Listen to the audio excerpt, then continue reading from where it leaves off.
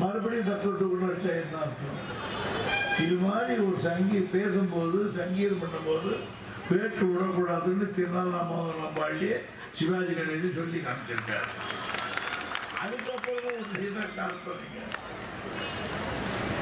திருச்சி சிவானுடைய பேச்சை நான் பலமுறை கேட்டிருக்கிறேன். முன்பொரு முறை இங்கே பேசியது முழுக்க அரசியல்.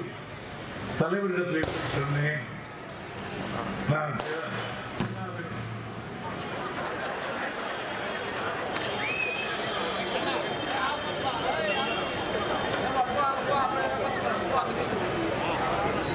வான வேடிக்கையுடைய நண்பர்கள் கொஞ்சம் பொறுத்துக் கொள்ள வேண்டும் என்று கேட்டுக்கொள்கிறேன். 5 நிமிஷத்துக்கு நான் பேசி முடிக்கிறோம். சிவாவினுடைய ரசிகனாகவே நான் மாறிவிட்டேன் என்று சொன்னேன். இன்றைய தினம் அவருடைய பேச்சு நான் மட்டுமல்ல, இங்கே குழுமி இருக்கிற அத்தனை பேரும் அவருடைய ரசிகர்களாகவே மாறி இருக்கிறீர்கள். சிவா அவர்களே, எனக்காக என் மக்களிடத்தில் கையேந்தி நீங்கள் வாக்கு கேட்டீர்களே, உங்களுக்கு மனமார்ந்த நன்றி, வணக்கத்தை தெரிவித்துள்ளேன். அதில் ஒன்று சொன்னார் சிவா, புழலேறி உடைந்து போறது என்பது செய்தி கலைஞருக்கு இரவு 2:30 மணிக்கு 1:30 மணிக்கு கிடைக்கிறது. உடனே என்னை தான் தேடுகிறான். எனக்கு போன் சிஎம்சியில் நிற்கிறேன். நான், என் மனைவி, என் மகன் தயாநிதி, இங்கே இருக்கிற நரசிம்மன், எங்கள் எதிரிலேயே எங்கள் மாமனாருக்கு ஆர்டிஃபிஷியல் பிரீத்திங் கொடுக்குறாங்க. என் மனைவி துடித்துக் கொண்டிருக்கிறாள். ஆர்டிஃபிஷியல் கொடுத்து கொண்டே இருக்கிறார்கள். எங்கள் கண் முன்னாலேயே அவர் கொஞ்சம் கொஞ்சமாக அடங்கிவிட்டார். என் காலை பிடித்து நடுகிறார்கள். செல்போன் அடிக்கிறது. எடுத்து கேட்கிறேன், கலைஞர் அவர்கள் பொழுதேறி உடைகிற நிலை, உடனே புறப்பட்டு வாய்ந்து சிஎம்சி ஆஸ்பத்திரியிலேயே இவர் முன்னிலையில் நான் போகிறேன். முடிந்தால் சவாடகத்துக்கு வருகிறேன், முடியாவிட்டால் சவாடகத்தை செய்து விடுங்கள் என்று என் மனைவி கோ என்று கதற அதை விளக்கிவிட்டு நான் வண்டியை சென்னைக்கு செலுத்தினேன். ராணிப்பேட்டைக்கு போனவுடன் போலீஸ் மறித்தார்கள். என்ன என்று கேட்டேன். நானே பார்த்துக் கொள்கிறேன், வரைமுறை திரும்பி போக சொல்லுங்கள் என்றார்கள். நான் திரும்பி வந்தேன். என்னுடைய வாழ்க்கையில் தலைவர்களுக்கு நான் மறக்க முடியாத நிகழ்ச்சிகளிலே அது ஒன்று.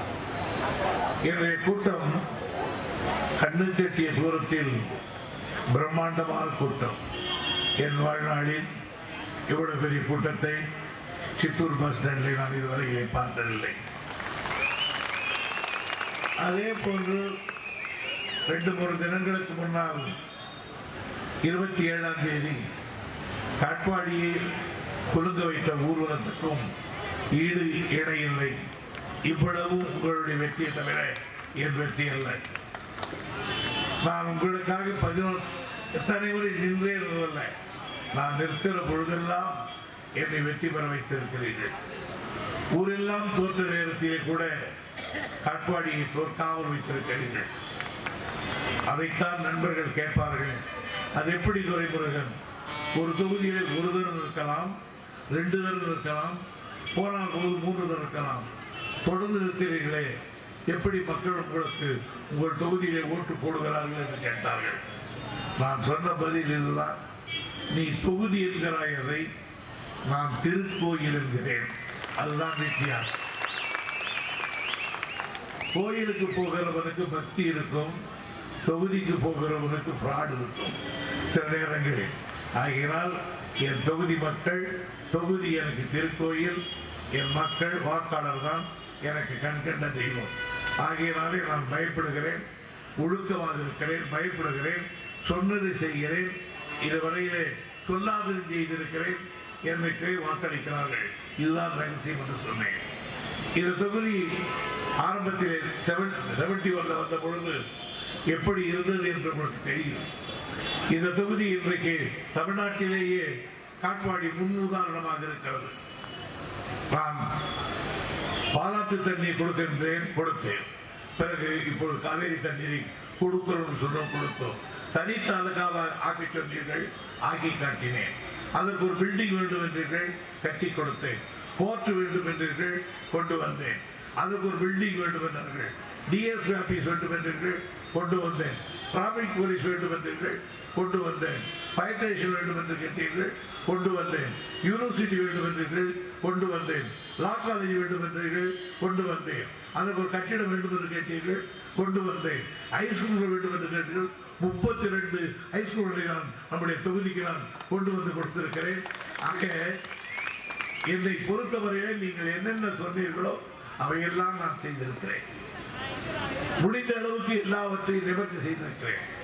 ஆனாலும் என் நெஞ்சில் ஒரு அரிப்பு, ஒரு வருத்தம், ஒரு முள் தைத்திருக்கிறது.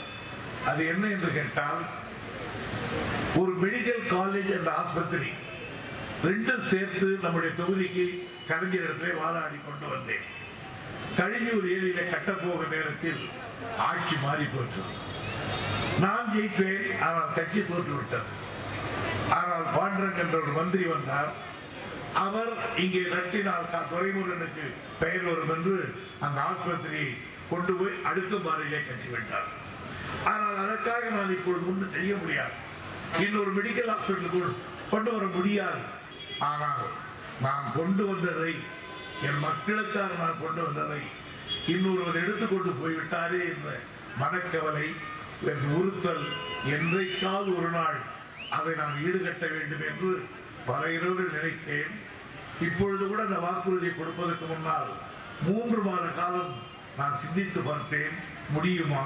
What are the process of the subject, இவையெல்லாம் நினைத்து பார்த்துதான் ஒரு முடிவுக்கு வந்தேன். அதற்கு இணையான ஒரு ஆஸ்பத்திரி, சிஎம்சிக்கு இணையான ஒரு ஆஸ்பத்திரி, அப்போலோவை விட ஒரு பெரிய ஆஸ்பத்திரி. காரணம், எங்கே போனாலும் பணம் பணம் பணம் என்று அழைகிறார்கள். அது கேன்சராக இருந்தாலும், ஹார்ட் அட்டாக் இருந்தாலும், கிட்னியாக இருந்தாலும், எல்லா வியாதிகளையும் ஈடு கொடுக்கிறதுக்கு அமெரிக்காவுடைய கன்சல்டேஷன்ல 100 டாக்டர்களுக்கு மேலே இருந்து பிரம்மாண்டமான 600 கோடி ரூபாயிலே எழக்கூடிய ஆஸ்பத்திரி. அப்படிப்பட்ட ஒரு ஆஸ்பத்திரி தமிழ்நாட்டிலே ஒன்றுதான் இருக்கிறது, சேலத்தில். இந்த சூப்பர் ஸ்பெஷாலிட்டி ஹாஸ்பிட்டல் என்றதுக்கு பெயர். அந்த ஆஸ்பத்திரி எல்லாம் இருக்கும். ஆனால் என்றைக்கு நான் ஒரு வைராகி வைத்திருக்கிறேன், நான் கொண்டு வந்த ஆஸ்பத்திரியை எடுத்துக்கொண்டு போய்விட்டார்கள். என் தலைவர் என்றைக்கு ஒரு நாள் முதலமைச்சர் வருகிறாரோ அவருடைய காலில் விழுந்தாவது அந்த சூப்பர் ஸ்பெஷாலிட்டி ஹாஸ்பிட்டலை என்னுடைய தொகுதியில் கொண்டு வந்து என் மக்களுக்காக கட்டி கொடுத்து இலவசமாக அத்தனை செய்திகளையும் பெற வைப்பேன். இதுதான் என் சபதம். அதைத்தான் நான் சொன்னேன். 100 ஆண்டு காலம் ஆனாலும் இது துரைமுருகன் கொண்டு வந்தது என்று இருக்கும். அது இந்த தேர்தலிலே நான் தருகிற வாக்குறுதி. நான் கொடுத்த வாக்குறுதியை துரைமுருகன் நிறைவேற்றவில்லை என்று யாரும் என்னை சொல்ல முடியாது. இது 3 வாக்குறுதிகள், 4 வாக்குறுதிகள். 1, இரண்டாவது வாக்குறுதி, இதுவரையில் நான் தொடாதது ஒரு தொழில்பேட்டை 4000 ஏக்கர் நம்முடைய தொகுதியில் நாலாப்பேட்டை பக்கத்திலே நீலாஜி வைத்திருக்கிறார்கள். ஆனால் ஒரு தொழிலும் தோன்றவில்லை. அங்கே ஒரு புதிய சிப்காட் தொழிற்சாலை போல் ஒரு பெரிய தொழிற்சாலை கொண்டு வந்து அந்த 4000 ஏக்கரில் ஊருக்கு 5 பிள்ளைகளுக்காவது ஒரு வேலை வாய்ப்பை உருவாக்கி தர வேண்டும் என்று இரண்டாவது நான் போட்டிருக்கிற சபதம். மூன்றாவதாக வேலூர் மாநகராட்சியில் இது இருக்கிற காரணத்தால் எந்தங்களும் பாதாள சாக்கடை திட்டத்தை இந்த பகுதிக்கு கொண்டு வருவது என்று நான் முடிவெடுத்திருக்கிறேன். 5ஆவதாக காவேரி தண்ணீர் இங்கே மட்டும் இருக்கிறது, மாநகராட்சி எல்லையில் இல்லை. அது பொன்னை வரையிலே போக வேண்டும், எல்லா கிராமங்களுக்கும் என்று நான் நினைத்திருக்கிறேன். நிச்சயமாக அந்த தண்ணீர் நம்முடைய தொகுதி திருவலம், பொன்னை போன்ற பகுதிகளுக்கும் காவேரி நீர் விஸ்தரிக்கப்படும் என்பதையும் நான் இன்றைக்கு தெரிவித்துக் கொள்ள கடமைப்பட்டிருக்கிறேன். நம்முடைய தொகுதியிலே கடைசியாக இருக்கிற பொன்னையில் ஒரு கல்லூரி ஏற்படுத்துவதும் என்று நான் முடிவெடுத்திருக்கிறேன். இவைகளெல்லாம் என்னுடைய தேர்தல் வாக்குறுதியாக தருகிறேன். நான் தந்ததை இதுவரையில் எதையும் முடிக்காமல் விட்டதில்லை. என் தலை அடகு வைத்தேனும் அவை கொண்டு வருவேன். இது உறுதி, இது உறுதி, இது உறுதி என்று உங்கள் முன்னால் நான் தெரிவித்துக் கொள்கிறேன். மற்றபடி எனக்கு ஒன்றுமில்லை. நண்பர்கள் கோபித்துக் கொண்டார்கள். அவர் பேசுகிறார், அவன் இவன் என்று என்னை பேசுகிறார். கடவுளே அப்படித்தானே பேசுகிறார்கள். ஆண்டவனே அவன் என்று சொல்லுகிற பொழுது ஆண்ட என்னை அவனை வந்து என்ன தப்பு இருக்கிறது? அதனால நான் அதை பற்றி கவலைப்படவில்லை. என்னை இப்படி பேசியவர்கள் ரொம்ப பேர், எதிர்த்தவர்கள் ரொம்ப பேர். என்னை எதிர்த்தவர்கள் எங்க இருக்கிறார்கள் என்று தேர்தலிலே தெரியவில்லை. தண்டாயுதபாணி எங்கே வேணாம், என்னத்துக்கு பார்ப்போம். இல்ல பல பேர் மாண்டு போயிட்டாங்க, பல பேர் இருக்கிற இடம் தெரியாம போயிட்டாங்க. ஆனால் யாரையும் என் மனதார நான் தவறாக கருதுகிறது நல்ல. ஆகையால் என் தொகுதி, என் மக்கள், என் உரிமை, நான் அவர்களுக்காக வாதாடுகிறேன். எனவே ஒன்றை நான் தெரிவிக்கிறேன். என்னுடைய சார்பில் மக்களிடத்திலே நீங்கள் வாக்குறுதி கொடுங்கள். எங்கள் துரைமுருகன் இதை நிறைவேற்றுவார் என்று சொல்லுங்கள். எனக்காக ஒரு ஜாமீன் கொடுங்கள். உங்களை நான் தலை குனிய விடமாட்டேன். தலை நிமிர வைப்பேன், தலை நிமிர வைப்பேன், தலை நிமிர வைப்பேன். நன்றி, வணக்கம்.